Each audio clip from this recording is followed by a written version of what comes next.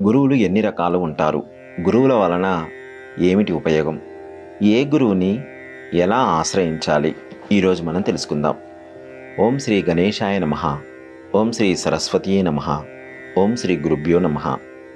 ఒకటి సూచక గురువు అంటే బాల్యం నుండి 4 అక్షరాలు నేర్పించి కేజీ నుండి పీజీ వరకు బ్రతుకుదెరువు కోసం బోధన చేసే గురువులు ఎందరో.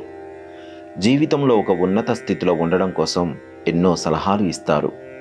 వీరిని సూచక గురువు అంటారు. వీరి ద్వారా భుక్తి మార్గం తెలుసుకుంటాం. 2 వాచక గురువు. ధర్మాధర్మ విచక్షణ, మంచి చెడు విశ్లేషణ, చతురాశ్రమాలు, వాటి ధర్మాలు గురించి చెబుతారు. అంటే బ్రహ్మచర్యము, గృహస్థాశ్రమం, వానప్రస్థానం, సన్యాసం. వీరి ద్వారా ఎలా జీవించాలి అని అవగాహనతో నివసిస్తాం. 3 బోధక గురువు. మహామంత్రాలను ఉపదేశిస్తారు. లౌకికంగా కోరికలు తీర్చే వాటిని, అలౌకికమైన మోక్షానికి మార్గం చూపే వాటిని, వీరిని బోధక గురువు అంటారు. వీరిని అనుసరిస్తే లౌకికం నుండి అలౌకికం వరకు మెల్లగా అడుగులు వేస్తాం. 4 నిషిద్ధ గురువులు. మారణ ప్రయోగాలు, వశీకరణాలు, వినాశనాలు ఇలాంటివి నేర్పే గురువులను నిషిద్ధ గురువు అంటారు. ఇలాంటి వారి దగ్గరకు వెళ్ళకపోవడం చాలా మంచిది.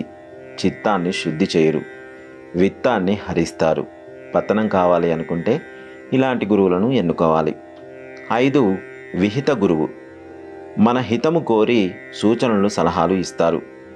నశించిపోయే విషయ భోగాలపై ఆసక్తి తగ్గించి సత్యమైన, శాశ్వతమైన విషయాలపై అంతర్ముఖం చేస్తాడు. ఏది సత్యం, ఏది అసత్యం అనే విచక్షణతో జీవిస్తాం. 6 కారణ గురువు. ఇతను మోక్షం గురించి మాత్రమే చెబుతారు. ఎన్ని సుఖాలు అనుభవించినా అంతిమ లక్ష్యం ముక్తి, ఐహిక బంధాల నుండి విముక్తి అని చెప్పి శిష్యులను ఎప్పుడూ ఎరుకలో ఉంచుతూ ఉంటారు.